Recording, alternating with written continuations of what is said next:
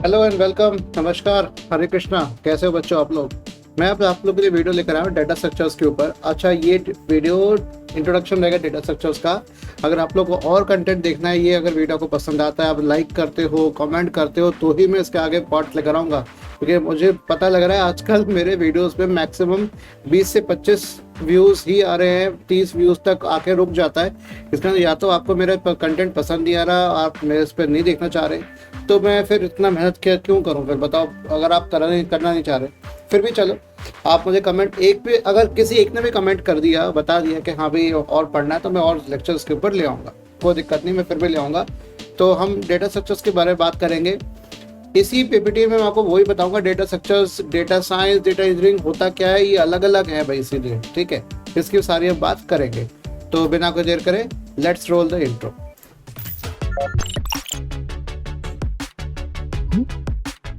तो data structures के बारे में बात करते हैं। पेन ले लेता हूं मैं पहले तो डेटा स्ट्रक्चर्स की हम बात करने जा रहे हैं। डेटा स्ट्रक्चर्स का फंडा देखो क्या है। अब आपने की और वर्ड्स पे सुने होंगे, डेटा साइंस, ठीक है। डेटा साइंस पे जो सुना है आपने, डेटा इंजीनियरिंग भी सुना है। चलो यहाँ देखे करता हूँ, क्योंकि स्क्रीन इधर भी है। डेटा इंजीनियरिंग भी सुना है आपने, ठीक है, ये भी आपने सुना हुआ है। और आपने क्या क्या सुना हुआ? आपने ये भी सुना हुआ है, डेटा के और भी डेटा माइनिंग सुना होगा आपने, ठीक है। देखो, डेटा तो शब्द है आपका, ये कॉमन है आ रहा है ना इसमें, डेटा, राइट। अब तो डेटा आपका जो कॉमन शब्द आ रहा है इसके अंदर, ठीक है, इसका मतलब ये हो गया कोई भी इंफॉर्मेशन, ठीक है। अगर मुझे सपोज करें क्लास है आपकी, आपके क्लास के अंदर मुझे जितने स्टूडेंट्स बैठे हैं, तो सभी स्टूडेंट्स का मुझे रोल नंबर्स लेने हैं। तो रोल नंबर्स का डेटा एक बन गया, साथ में आपका क्या हो गया, नाम आ गया, फिर आगे आपकी एग्रीगेट परसेंटेज आ गई, फिर आपके सब्जेक्ट कौन से पसंद है वो आ गया, हॉबीज या मतलब इंटरेस्टेड सब्जेक्ट्स कौन कौन से हैं। तो सब्जेक्ट 1, सब्जेक्ट 2, सब्जेक्ट 3, इस तरीके से प्रेफरेंस के हिसाब से अगर मैं कहूँ, पहली प्रेफरेंस किसको है, दूसरी किसको है, तीसरी किसको है, उसके हिसाब से होगा। तो वो हो गया आपका डेटा। अब डेटा में जब साइंस शब्द जुड़ जाता है, जब साइंस जुड़ जाता है, साइंस का मतलब हो गया मैथ्स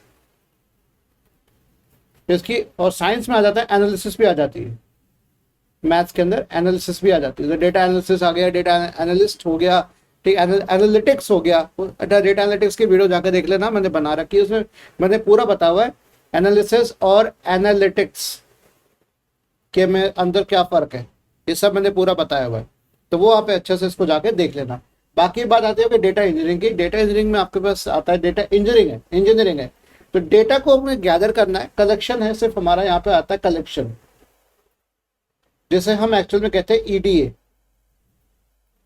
एक्यूरेटली डेटा एनालिसिस।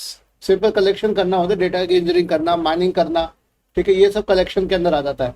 लेकिन जब मैं बात करता हूँ डेटा स्ट्रक्चर्स की, अब डेटा को स्टोर कराने के लिए, स्टोरेज के लिए, उसको स्टोर कराने को कुछ जगह तो देनी पड़ेगी। अगर डेटा सपोज करें मेरे, जैसे मैंने कहा लिस्ट ऑफ नंबर्स, तो मेरे नंबर्स है जैसे 1 2 3 4 5 6 7 8, इस तरह से नंबर्स है मेरे पास। अब भाई इसको मुझे कहीं सेव तो कराना पड़ेगा ना, ठीक है। अब एक डेटा इस प्रकार का है, दूसरा डेटा में है कि भाई इसके साथ साथ हमारे पास कोई नाम है XYZ, 1 के साथ XYZ है, 2 के साथ PQR है, ठीक है, 3 के साथ QXY है, कुछ भी है, QYX कुछ भी है, इस तरीके से हमारा नाम है। तो अब ये क्या होगा, ये मेरा 2 डायमेंशन का डेटा होगा। एक डायमेंशन ये होगा और दूसरा डायमेंशन होगा ये। तो ये आपका सिंगल डायमेंशन था 1D, ठीक है, और ये हो गया 2D। इसे कहते हैं एरेज, ठीक है। ये सारी बातें हम देखेंगे एरेज की बात, ठीक है। तो ये हो गया आपका डेटा स्ट्रक्चर्स। तो मैंने पूरी स्लाइड भर के आपको अच्छे से बता दिया कि भाई डेटा स्ट्रक्चर्स क्या होता है, डेटा साइंस क्या होता है, डेटा इंजीनियरिंग, डेटा माइनिंग, ये शॉर्ट में मैंने पूरा बता दिया। अब मुद्दे पे चलते हैं हम आगे।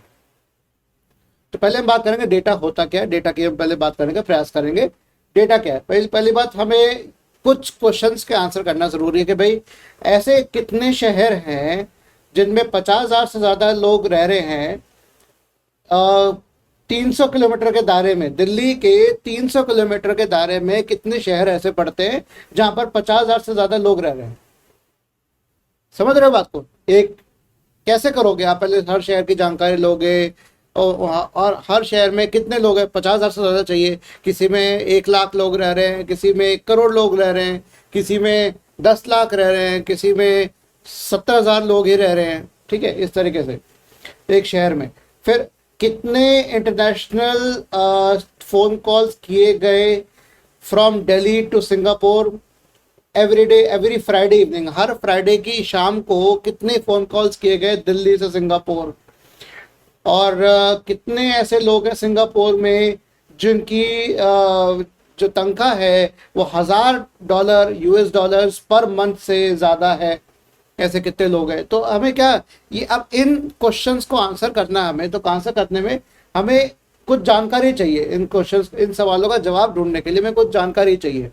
अब वो जानकारी क्या चीज़ होगी, हमें पहले उस जानकारी को हमें ऑर्गेनाइज करना पड़ेगा कि भाई कहाँ रखें उसको, इस तरीके से ऑर्गेनाइज करना इन अ वे जो हमें, जिससे हम उस इन सवालों का जवाब निकाल सके और हमें अपना ज़रूरत हमारी पूरी हो जाए। क्योंकि हमारी ज़रूरत अभी क्या है, इन जो सवाल है मेरे पास 1 2 3, ये 3 सवालों का जवाब मुझे ढूंढने हैं, ये मेरी इस समय नीड है, ये रिक्वायरमेंट है। तो वो कंप्लीट करने के लिए मैं ये सब करूँगा। तो अब किसी भी इंफॉर्मेशन को रिप्रेजेंट करना, उसका दिखाना, उसको कैसे दिखाया जाता है, वो हमेशा बहुत क्रूशल होता है, फंडामेंटल होता है, बहुत ही कह सकते हो बहुत ही महत्वपूर्ण है कंप्यूटर साइंस, मतलब संगणक अभियांत्रिकी से या संगणक विज्ञान, ठीक है, संगणक विज्ञान के लिए बहुत ज़रूरी है। तो जो प्राइमरी पर्पस है हमारा, जो मेन हमारा जो मुद्दा है, जो हमें काम करना है, जो हमारे महत्व की बात आ रही है जितने कंप्यूटर प्रोग्राम्स की होती है आपकी, वो सिर्फ कैलकुलेशंस को परफॉर्म करना बिल्कुल भी नहीं है, बल्कि स्टोर करना और इंफॉर्मेशन को रिट्रीव करना, कि जो हमारी जानकारी है उसको स्टोर किया जाए और जब जरूरत पड़े उसको रिट्रीव किया जाए, उसको निकाला जाए, पढ़ा जा सके। ये बात आती है आपकी इसके अंदर। और एज फास्ट एज पॉसिबल, जल्द से जल्द निकाला जा सके। ये नहीं कि देर लग रही है, उसको संभाल के रखने में भी देर हो रही है, निकालने में भी देर हो रही है, सब में देर हो रही है, ठीक है। तो जो स्टडी है डेटा स्ट्रक्चर्स है और एल्गोरिथम्स की स्टडी, जैसे हम कहते हैं, एल्गोरिथम हो गए मतलब अप्रोच, जिस तरीके से आप उसको रख रहे हैं, ठीक है। मेरा तरीका तो मेरी एल्गोरिथम, तुम्हारा तरीका तुम्हारे एल्गोरिथम, तुम्हारे फ्रेंड का तरीका स्टोर करने का उसकी एल्गोरिथम, तो हर एक की एल्गोरिथम है, ठीक है। तो ये हमारा होता है, दिल है हमारा इस कंप्यूटर साइंस विषय का, ठीक है। ओके, जैसे डेटा है, डेटा क्या होता है, सिंपल वैल्यू या सेट ऑफ वैल्यूज, ठीक है, इसी की बात आ रही है। तो जैसे नाम है मेरे पास जॉर्ज, चलो मैंने इसकी जगह कर दिया आदित्य, ठीक है, इसको काट दिया, ठीक है, आदित्य रख दिया। Age currently 35, male, password number कुछ भी हो सकता है, मुझे याद नहीं, ऐसे ही कर लेता हूँ। तो ये डेटा हो गया कि एज अ पर्सन मेरा नाम, मेरी एज, मेरा जेंडर और मेरा पासपोर्ट नंबर, ठीक है। अब डेटा टाइप क्या होता है, collection of values and set of operations, ठीक है। मतलब किस, जैसे ये है, ये नेम है, नेम क्या है मेरा, स्ट्रिंग फॉर्मेट में, स्ट्रिंग को लूँ या फिर मैं बोलूँ इसको कैरेक्टर, कैरेक्टर फॉर्म में। ये मेरा है इंटीजर फॉर्म में, ठीक है। इसे हम कहते हैं डेटा टाइप, डेटा का प्रकार, कि एक डेटा है जो सिर्फ इंटीजर्स नंबर स्टोर कर रहा है, एक डेटा जो सिर्फ ये मल्टीपल ये स्टोर कर रहा है आपका, मतलब इसमें कैरेक्टर भी है और नंबर भी है, तो ये भी स्ट्रिंग की तरह ही हो गया। तो स्ट्रिंग की तरह सेव करना या नंबर की तरह सेव करना, फ्लोट नंबर की तरह सेव करना, वो आपके आते हैं डेटा टाइप, ठीक है। अब एक इंटीजर वेरिएबल क्या हो गया, एक मेंबर हो गया इंटीजर डेटा टाइप का, सिंपल। इंटीजर वेरिएबल मतलब एक ऐसा जगह, ऐसी जगह मेमोरी में, ऐसी जगह जो फिक्स नहीं है, जो वेरिएबल है, ठीक है। उसके बाद अगर मान लो अगर इसका नामकरण मैंने ए कर दिया, तो ए की वैल्यू कभी 5 हो रही है, कभी 6 हो रही है, कभी 7 हो रही है, कभी 70 हो रही है, तो इसकी वैल्यू बदलती रह रही है, इसे कहते हैं वेरिएबल। तो जैसे एडिशन एक बहुत बड़ा एग्जांपल है हमारा ऑपरेशन का, तो ए प्लस बी अगर मुझे करना है तो ये हमारा ऑपरेशन हो गया। तो data type is a collection of values, collection किसका है, वैल्यूज का। क्या वैल्यू है, data item refers to single unit value, जैसे ये वैल्यू है, ये वैल्यू इसकी है, ये वैल्यू है, ये वैल्यू है, ठीक है। और सेट ऑफ ऑपरेशन, कौन से ऑपरेशन उन वैल्यूज के ऊपर किए जा सकते हैं। ठीक है, आई होप ये समझ में आ गया होगा। बहुत ही बेसिक तरीके से मैं समझाने का प्रयास कर रहा हूँ। अब दो चीजें यहाँ पर आ रही है, मैं एक काम करता हूँ, मैं दूसरे कलर के पेन लेता हूँ, मेरे ख्याल से ब्लू लेना मुझे बेटर रहेगा। ओके, दो तरह की बात आ रही है। एक बात आ रही है आपके पास यहाँ पर डेटा स्ट्रक्चर, ठीक है, मतलब organisation for data in main memory. भाई ऑब्वियसली यार, आप जो भी काम करते हो अपने मेन मेमोरी में जो काम करते हो, सारी प्राइमरी मेमोरी जो रैम होती है, रैंडम एक्सेस मेमोरी, जिसको हम कहते हैं प्राइमरी मेमोरी भी कहते हैं, ठीक है, इसको हम प्राइमरी मेमोरी भी कहते हैं। आई होप दिख रहा होगा, ठीक है, इसको भी कहते हैं, है ना। तो मैं ये भी करते सर, राइट, अब ठीक है ना, चेहरा राइट पे आना चाहिए। Okay, then file structure. File structure क्या हो गया? Organisation, organisation for data on peripheral storage, मतलब आपके कोई पेरिफेरल स्टोरेज मतलब ऐसी स्टोरेज जो आपके क्या कहते हैं, जैसे हार्ड डिस्क हो गया, पेन ड्राइव हो गया, ठीक है, डिस्क ड्राइव, टेप की तो हम बात नहीं कर रहे, टेप तो अरसे जमाने हो चुके हैं, ये अब यूज नहीं होते। तो आपकी हार्ड डिस्क, एसएसडी, इनको हम पेरिफेरल डिवाइस कहते हैं, क्योंकि जो ओएस या ऑपरेटिंग सिस्टम जो कंप्यूटर से मेन मतलब रखता है वो रखता है मेन मेमोरी, और बाकी जो चीजें मतलब रखती है वो आपका आ गया आपकी सेकेंडरी मेमोरी आ गई। तो ये आपका सेकेंडरी मेमोरी से रिलेटेड है। पेरिफेरल स्टोरेज का मतलब हो गया सेकेंडरी स्टोरेज, ठीक है, हो गया सेकेंडरी स्टोरेज। चलिए, अब कंप्यूटर प्रोग्राम डिजाइन करने के बहुत अच्छा, ये मैं क्यों डिस्कस कर रहा हूँ, क्योंकि आगे जब हम पढ़ेंगे ना ये सब आगे काम आएगा, तो ये पहले शुरुआत में पता करना जरूरी है। भाई हम किसी एल्गोरिथम को जब डिजाइन करने बैठते हैं तो भाई कैसे देखते हैं, भाई हम एल्गोरिथम को डिजाइन क्यों करें, ताकि हम उसको समझ पाए, उसे कोड कर पाए और डीबग कर पाए। डीबग का मतलब हो गया एरर रिमूव करना, रिमूव एरर्स, बग को हटाना, डीबग, बग मतलब एरर मतलब फॉल्ट, ठीक है, रिमूव एरर, ठीक है। अब to design algorithm that makes efficient use of computer resources, तो हमारे पास किसी भी एल्गोरिथम को डिजाइन करने के दो गोल्स हैं, दो प्राथमिकताएं हैं, दो हमें काम करने पड़ेंगे, दो महत्वपूर्ण काम है। पहली बात, वो एल्गोरिथम आसानी से समझ में आनी चाहिए, उसका कोड में कन्वर्शन आराम से हो जाना चाहिए, तीसरा डिबग हो जाना चाहिए। ये तो पहला गोल हो गया। दूसरा गोल क्या है, भाई कंप्यूटर के जितने रिसोर्सेज हैं, रैम वगैरह जो भी है, वो अच्छे से यूज करे, वेस्ट ना करे। पता लगे एक काम करना शुरू हुआ और करता ही रहा, कुछ कर ही नहीं रहा आगे, ठीक है। अब दो तरीकों से हम कॉस्ट निकालने का प्रयास करते हैं किसी भी एल्गोरिथम का, एक स्पेस कितना गेन कर रहा है, दूसरा टाइम कितना गेन कर रहा है, ठीक है, दो बातें यहां पर आ रही है। तो ये हम कहते हैं कॉस्ट ऑफ अ सोल्यूशन। क्या कहते हैं? कॉस्ट है। ये हम कॉस्ट निकालते हैं कि कोई भी हम जो सोल्यूशन दे रहे हैं उसका मापदंड हम किस पे सेट कर रहे हैं, कितना स्पेस ले रहा है, कितना टाइम कंज्यूम कर रहा है, ठीक है। ये बात समझ में आ गई, आगे बढ़ते हैं। हर डेटा स्ट्रक्चर का अपने कॉस्ट है, अपने बेनिफिट्स हैं, ठीक है, आपको उसके नफा नुकसान सबके होते हैं। फिर स्पेस चाहिए हर डेटा आइटम को स्टोर करने के लिए, time to perform each basic operation, और प्रोग्रामिंग का एफर्ट। ये तीन चीजें लगती है डेटा स्ट्रक्चर में। जैसे आपका बैंक का एग्जांपल लेते हैं सीधा, ये सारे अंग्रेजी हम छोड़ देते हैं, पढ़ लेना उसको आराम से। बैंक एग्जांपल लेते हैं तो आप करते हैं स्टार्ट अकाउंट। अकाउंट स्टार्ट करने में कुछ ही अकाउंट अगर आपको खोलना है, नया अकाउंट ओपन कराना है, अकाउंट स्टार्ट अकाउंट या ओपन कर देता हूँ, ओपन एन अकाउंट, तो कुछ ही मिनटों में हो जाता है, ट्रांजैक्शन भी हो जाता है, कुछ सेकंड्स में हो जाता है। अगर हमें पैसा भेजना है कहीं पे, ओपन करना है, स्टार्ट करना है, क्लोज करना है तो टाइम लग जाता है क्लोज करने में। अकाउंट अगर आप क्लोज कराने जाओगे बैंक में तो एक दिन का समय लगेगा पूरा, अगर आप ओपन कराने जा रहे हो तो फटाफट हो जाएगा। तो ये हो गया आपका एग्जांपल हो गया किसी भी डेटा स्ट्रक्चर का, ये आपका टाइम और कॉम्प्लेक्सिटी कोई भी जो टास्क है, जैसे इस टास्क को होने में बहुत ही कम समय लगा, फ्यू मिनट्स, इसको होने में सेकंड्स लगा, बट ये बहुत टाइम ले रहा है, समझ रहे हो। तो समय जो है आपका, तो इसमें सबसे कम है, इसमें लो है, इसमें भी लो है, इसमें हाइट्स है, ज्यादा टाइम ले रहा है ना। अच्छा, अब इसमें एक और चीज आ रही है कि भाई following steps must be performed while selecting data structures, जैसे भी analysis of problem, quantify the resource constraints, ये सब अंग्रेजी है, मैं इसको आप पढ़ लेना, वीडियो को पॉज करके पढ़ लो। नहीं समझ में आता तो मुझे कमेंट सेक्शन में लिख देना, मैं बता दूंगा, डोंट वरी, मैं आंसर कर दूंगा।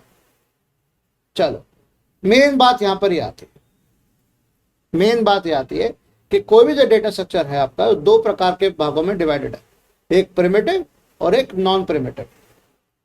प्रिमिटिव का मतलब है ऐसे डेटा स्ट्रक्चर जो मशीन इंस्ट्रक्शन के ऊपर काम करते हो directly, which directly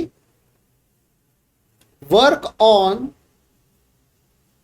machine instructions, work on या विद, और ऑन या विद मशीन इंस्ट्रक्शंस, मशीन के इंस्ट्रक्शन के डायरेक्टली काम कर रहे हो। जैसे आपका integer, real numbers, real number कौन से होते हैं भाई बताओ? 2.16, 3.14, ये हो गए रियल नंबर्स। इंटीजर कौन से हो गए? 1, 2, 3, ये रियल नंबर्स हो गए। कैरेक्टर कौन कौन से होते हैं भाई? कैरेक्टर भी जैसे ए बी सिंगल कोट्स में लिखो, सी। बुलियन कौन से होते हैं? ट्रू और फॉल्स, ठीक है, ये बुलियन हो गए। ये आपके हो गए प्रिमिटिव डेटा स्ट्रक्चर। कैरेक्टर भी आ गया, बुलियन भी आ गया, रियल और इंटीजर तो है ही। फिर आता है नॉन प्रिमिटिव, मतलब ये पहले से एग्जिस्ट नहीं करते, हमें बनाने पड़ते हैं, ठीक है, ये पहले एग्जिस्ट नहीं करते, इनको बनाना पड़ता है। तो बनाने के लिए क्या होगा हमारा? Linear data structures. जैसे लीनियर में मतलब जो एक लाइन में बनना है। एरेज मैंने अभी आपको बताया था, 1D और 2D बताया था शुरुआत में। 1D मतलब 1-D मतलब 1 डायमेंशन 2 डायमेंशन, वो आपके हो गए एरेज, ठीक है। लिंक लिस्ट आगे बताऊंगा, लिंक लिस्ट क्या होती है, स्टैक, क्यूज, ये सब आते हैं। फिर नॉन लीनियर में कौन सा आता है? ट्री, ग्राफ, ये नॉन लीनियर में आता है, मतलब ये आपका ग्राफ, ट्रीज ग्राफ के तौर पे निकल के आता है, इसमें वर्टिसेस, एजेस, सब चीज आती है, राइट। कोई भी डेटा स्ट्रक्चर होता है तो उसके ऊपर कुछ ऑपरेशंस परफॉर्म किए जाते हैं, और ये सब पे जरूरी होता है। कोई भी डेटा स्ट्रक्चर हो, मतलब उस पे आपके 6 ऐसे ऑपरेशंस हैं जो हर डेटा स्ट्रक्चर पे परफॉर्म होने चाहिए, ये जरूरी है भाई। अगर हम ये सब काम नहीं कर सकते तो फिर तो मतलब ही नहीं ना डेटा स्ट्रक्चर होने का। भाई हम उसको ट्रैवर्स करना चाहिए। ट्रैवर्स का मतलब है visiting each and every element, या ईच एलिमेंट कर दो, या each and every element 1 by 1, एक एक करके हर एलिमेंट को मैं विजिट करूं, किसे कहते हैं? ट्रैवर्स होना। जैसे हॉस्टल में अगर आप लोग हो, ठीक है, हॉस्टल में हो तो वार्डन होता है या फिर होता है रात में हर जगह चेक करता है कि हाँ भैया आप कमरे में है कि नहीं है, ठीक है। तो ये होगा ट्रैवर्सिंग, एक एक कमरे में जाके चेक करना। या आप जो पिकनिक के लिए जाते होगे तो वहां पर भी चेक किया जाता होगा, हाँ भैया आप हो के नहीं हो अपने कमरे में, रात में हो के नहीं हो, राइट। देन आता है सर्चिंग, कि अगर मुझे किसी एलिमेंट को सर्च करना है, उसमें डेटा स्ट्रक्चर में से इंसर्ट करना है, ठीक है, कुछ भी अभी इसमें इनपुट करना है, लिस्ट को बढ़ाना, लिस्ट है, एरे है, सॉरी लिंक लिस्ट है, एरे है, कुछ भी है, हमें इंसर्ट करना, हमें एक्स्ट्रा एलिमेंट ऐड करना। डिलीट हमें हटाना है। सॉर्टिंग उसको असेंडिंग या डिसेंडिंग ऑर्डर में करना है, असेंडिंग या डिसेंडिंग ऑर्डर, ठीक है। Based on the value, based on the value, जो भी वैल्यू अंदर रखी हुई उसके हिसाब से उसको असेंडिंग और डिसेंडिंग ऑर्डर में बदलना है। देन आगे मर्जिंग, मर्जिंग का मतलब हो गया कोई दो एक जैसे डेटा स्ट्रक्चर्स को मुझे जोड़ना है, साथ में लेकर आना है, ठीक है। ज्वाइनिंग भी कह सकते हो उसको, ठीक है, ज्वाइनिंग, ये भी आपके बात आपकी। तो सिलेक्शन कैसे किया जाए भाई, चॉइस कैसे किया जाए भाई? It's very rich enough in structure to represent relationship between data elements. भाई दो डेटा एलिमेंट्स के बीच का जो रिलेशनशिप्पों के बीच के जो सांठ-गांठ है वो अच्छे से पता लगनी चाहिए भाई, ठीक है। सांठ-गांठ इस्तेमाल कर रहा हूँ, शब्दों में बता रहा हूँ मैं, ओके। इट्स वेरी सिंपल, बहुत सिंपल होना चाहिए कि भाई कोई भी इफेक्टिवली प्रोसेस कर ले डेटा को जब जरूरत पड़े, ठीक है, ओके।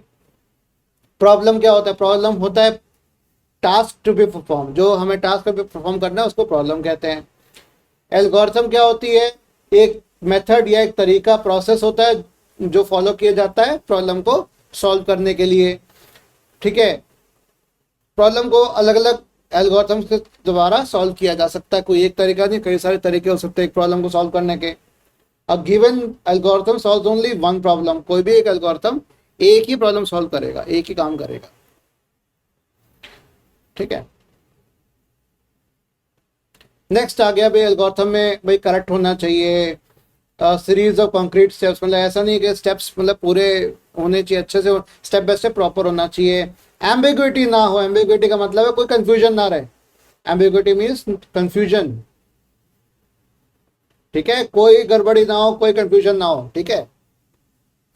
तो और फाइनाइट नंबर ऑफ स्टेप्स होना चाहिए, मतलब कुछ नंबर ऑफ स्टेप्स फिक्स होने चाहिए, ये नहीं कि मतलब चलता रहा तो चलता ही रहेगा, कोई अंत नहीं है इसका, अंतहीन, ये नहीं होना चाहिए। और इट मस्ट टर्मिनेट, भैया खत्म तो होना चाहिए, अगर चलता ही रहा एंड तक चलता रहा तो फिर बात बनेगी नहीं।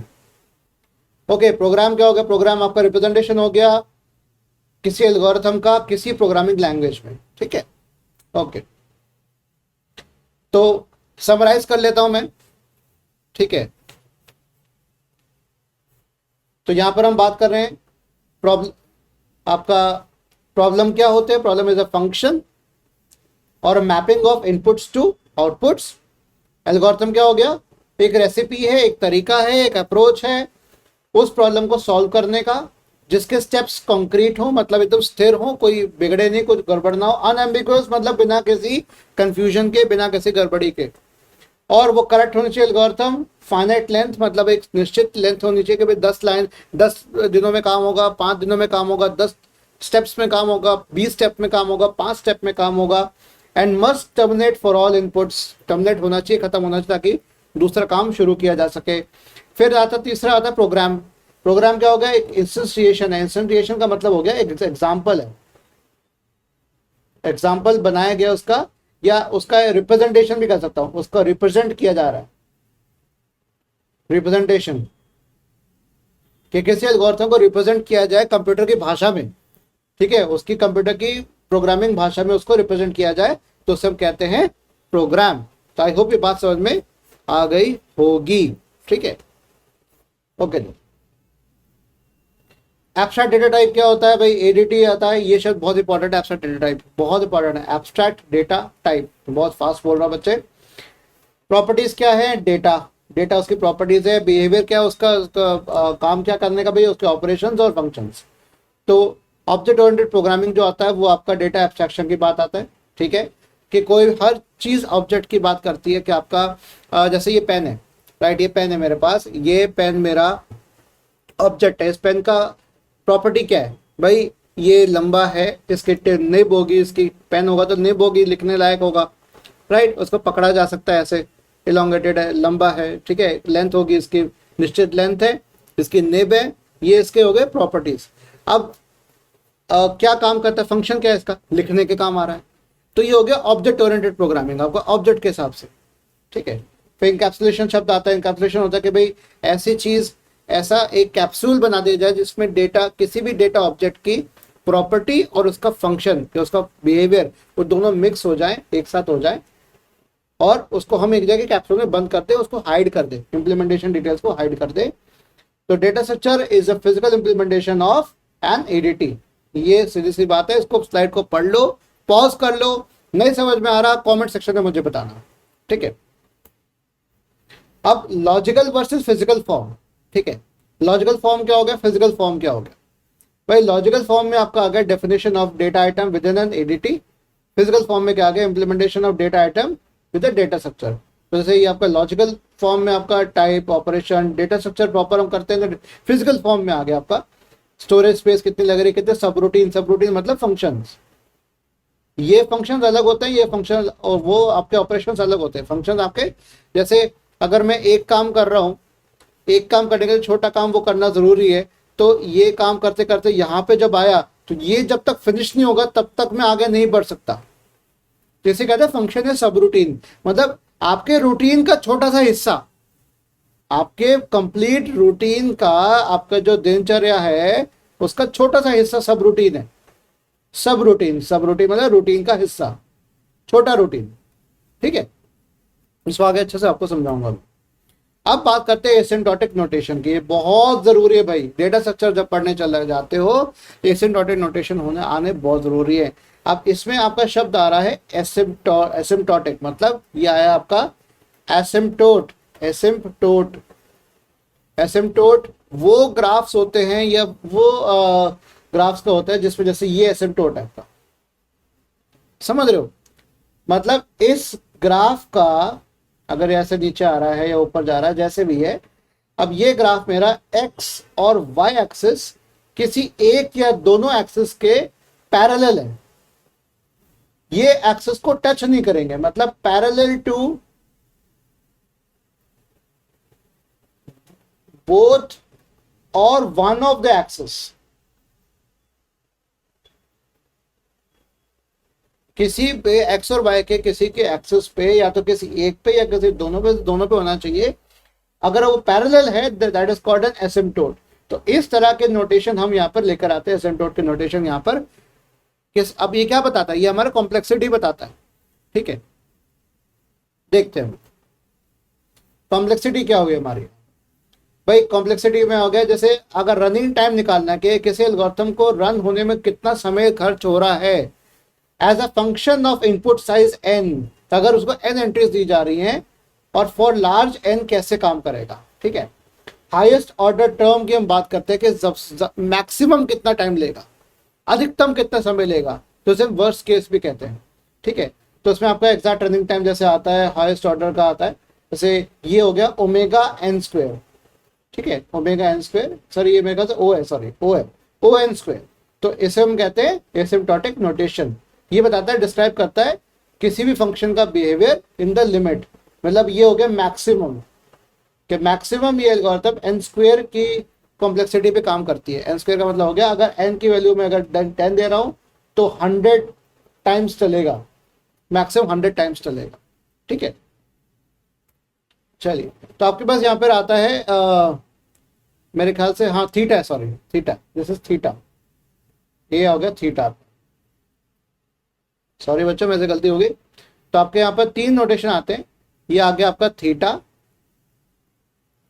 ये आपका हो गया बिग ओ या बिग थीटा कहते हैं उसको, बिग थीटा, बिग ओ, और ये आ गया बिग ओमेगा, ठीक है। तो आपका बताता है function grows in comparison to n square, f n आपका ग्रो कर रहा है एन स्क्वायर के हिसाब से ग्रो कर रहा है। आगे और देखते हैं इसको, रेट ऑफ ग्रोथ। पहले आता है बिग ओ नोटेशन, सबसे पहले आता है बिग ओ नोटेशन कि कोई भी फंक्शन जी एन है मेरा, उसको डिफाइन कर रहे हैं ओ जी एन से, मतलब बिग ओ ऑफ एन, ठीक है। तो पॉजिटिव एटलीस्ट, ये क्या, देयर एग्जिस्ट, इसका मतलब क्या, there exist at least positive constraints C and N naught, C हो गया कांस्टेंट, एन नॉट हो गया स्टार्टिंग वाला नंबर, ठीक है, सच दैट कि जो अगला जो एन है फॉर ऑल एन, उन सबकी वैल्यूज मेरी एन नॉट से बराबर हो या ज्यादा हो, ठीक है। कोई भी एल्गोरिथम है, जैसे ये है, ये फंक्शन है मेरा, ये एल्गोरिथम है, एल्गोरिथम का कुछ इस तरह से ग्राफ आ रहा है मेरा, ठीक है। तो आपका जो मैक्सिमम जो जाएगा वो आपका ये जाएगा सी जी है, ठीक है। ये आपका हो गया फंक्शन कि इतना सी टाइम्स करके आपका जो कॉम्प्लेक्सिटी इतनी मैक्सिमम, मतलब फंक्शन मेरा अधिकतम समय इतना ले सकता है यहाँ तक मैक्सिमम, जैसे कहते हैं asymptotic upper bound for f N.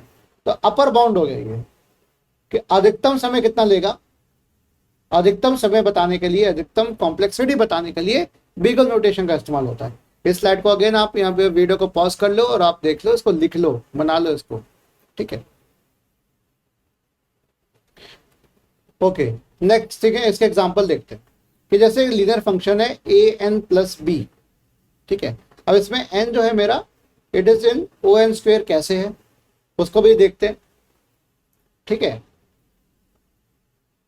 O n square, क्योंकि अधिकतम आपका ये स्क्वेयर के फॉर्म में कितने रिपीट किया जा सकता है, ठीक है। तो हमारा हो गया इज इन एन स्क्वेयर अधिकतम, या show that 3n cube is O n 4 for appropriate c in this. तो इसकी 1 डिग्री ज्यादा हमेशा होनी चाहिए। अगर हम अधिकतम की बात करें तो जैसे अगर कहते हैं ना कि मुझे काम करने में कितना अधिकतम समय लगेगा, राइट, कितना मैक्सिमम, कहते हैं गुंजाइश कितनी है, तो गुंजाइश में आ जाता है कि कितना मैक्सिमम टाइम लग सकता है। तो मैक्सिमम टाइम लगाने का, मैक्सिमम टाइम अनुमान करने का, उसको प्रेडिक्ट करने का उसमें हम n जो आपका n की पावर यहाँ पर 1 है तो हम क्या कर देते हैं, इसको +1 कर देते हैं। ठीक है, जैसे यहाँ पे 3 का हमारा कर दिया 4 कर दिया, इस तरीके से। अभी सिंप्लिसिटी के लिए बता रहा हूं मैं आगे। ठीक है, फिर आगे आपका ओमेगा नोटेशन। ओमेगा बता रहा है लोअर बाउंड, ओमेगा बताएगा लोअर बाउंड कम से कम कितना जाएगा। वो पहला वाला क्या था, बेगोन नोटेशन का कह रहा था अधिक से अधिक, ज्यादा से ज्यादा, मैक्सिमम, मैक्सिमम कितना टाइम ले सकता है, ये कह रहा है मिनिमम टाइम कितना ले सकता है। तो एसिम्प्टोटिक लोअर बाउंड। ठीक है, इसको अगेन आप लिख लेना, ये सारी मैथ्स की भाषा है। एग्जाम्पल जैसे आपका ये इस तरह से कर सकते हो, ये आप choose c n n not आप निकालो, सी और एन नॉट क्या इसमें होगा। तो कम से कम समय किस पे लेगा, इस पे लेगा, एन पे लेगा। ठीक है, मैक्सिमम तो ये हो गया, राइट, मैक्सिमम इसका एन की पावर 4 हो सकता था, है ना, लेकिन यहाँ पर कम से कम समय एन पे लेगा, तो आपका होगा ये चीज। ठीक है, देन आता है थीटा। थीटा कहता है C1 और C2 के बीच में, मतलब एक बाउंडेशन के बीच में टाइटली बाउंड के मिनिमम भी है और मैक्सिमम भी है, एक रेंज के तहत। यहां पे अगर रेंज के इस एल्गोरिथम जो fn है मेरा फंक्शन जो है एल्गोरिथम है, ये मेरा किसके किसके बीच में आ सकता है। और यहाँ सिर्फ मैं एक चीज नहीं देख रहा, यहाँ मैं ना तो सिर्फ अपर बाउंड देख रहा हूँ, अधिकतम की बात कर रहा हूँ, ना मैं बात कर रहा हूँ पूरी तरह लोअर बाउंड की, कम से कम की बात कर रहा हूँ। यहाँ मैं दोनों की बात कर रहा हूँ, कितना कम से कम, कितना अधिक से अधिक। तो उन दोनों के बीच में ये आ गया आपका थीटा नोटेशन, एसिम्प्टोटिकली टाइट बाउंड। ठीक है, एग्जांपल्स और दे रखे जैसे इसके अंदर आपके, जैसे ये एग्जांपल हो गया, इसका देखते हैं। जैसे आपका ये एग्जांपल हो गया 10n² - 3n, ये हो गया थीटा n²। ठीक है, अधिक से अधिक और इसके बीच में इतना तो आ गया। कॉन्स्टेंट्स क्या होंगे इसके, n0 n0 c1, n0 बोल देते हैं, n0 बोल दो, c1 c2 कैसे काम करेंगे, कॉन्स्टेंट्स कैसे काम करेंगे। c1 a little smaller, c1 को थोड़ा कम कर दीजिए और c2 को थोड़ा बड़ा कर दीजिए, बस। तो compare the orders of growth, look at the leading term, जो लीडिंग टर्म है हमारी उसको देख लो कैसे, जिसको हम बाद में देखेंगे। तो अभी तक डेटा स्ट्रक्चर्स के बारे में आपको इतना मैंने बता दिया है। आई होप ये डेटा स्ट्रक्चर्स का पहला प्रेजेंटेशन आपको समझ में आ गया होगा। ये स्लाइड मैंने कहीं से ली थी, अब मैं बताऊँ कहाँ से ली थी मुझे याद नहीं आ रहा, जैसी हो जाएगा तो मैं इसको मेंशन कर दूंगा। ठीक है, तो नेक्स्ट थिंग मैं आपको बताऊंगा सर्चिंग के बारे में बताऊंगा, सर्चिंग कैसे होती है वो हम देखेंगे, फिर धीरे धीरे हम आगे इसके आगे बढ़ेंगे। पर तभी आगे बढ़ेंगे जब आप लोग कमेंट करके मुझे बताओगे कि आपको पसंद आया कि नहीं आया। ठीक है, क्योंकि आप लोग व्यूज नहीं कर रहे हो, मेरे चैनल नहीं देख रहे हो, यार ये गड़बड़ हो रही है। और